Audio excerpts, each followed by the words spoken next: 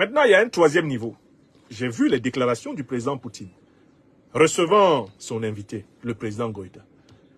Le président Poutine et le président Goïta ont affirmé la conscience de la nécessité de développer les relations économiques, sociales, culturelles, stratégiques et de l'urgence d'aller vite sur ce terrain.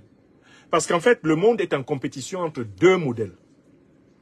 Il y a deux modèles de la planète qui s'affrontent.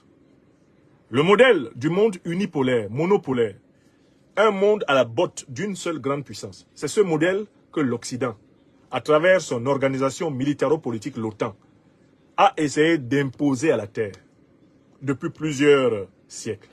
Le monde unipolaire, dominé par une puissance. Il y a un deuxième modèle du monde, c'est le monde multipolaire. Un monde où il y a plusieurs pôles de puissance qui s'équilibrent et qui négocient les relations internationales entre elles. Nous sommes en train d'aller et de construire le monde multipolaire. Mais le monde multipolaire ne sera équilibré que si l'Afrique elle-même est une puissance.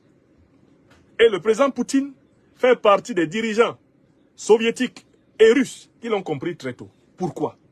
Je voudrais vous rappeler pourquoi.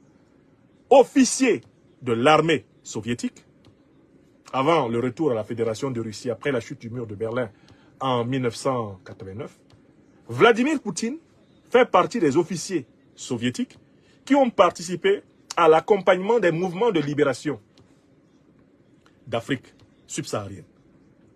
On a des photos, on a des souvenirs et des traces de la présence de Vladimir Poutine auprès du front de libération du Mozambique, de Samora Machel.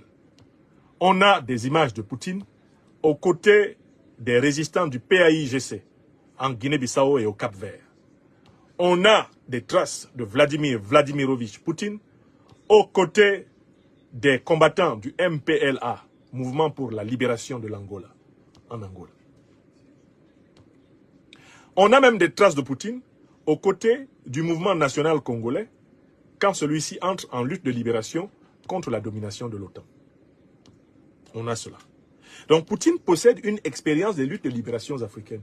Il a même une expérience de ce pourquoi certaines de ces luttes n'ont pas abouti. Contrairement aux apparences, il connaît l'Afrique de l'intérieur pour avoir cheminé avec les Africains. Mais quel est le leitmotiv de la Fédération de Russie?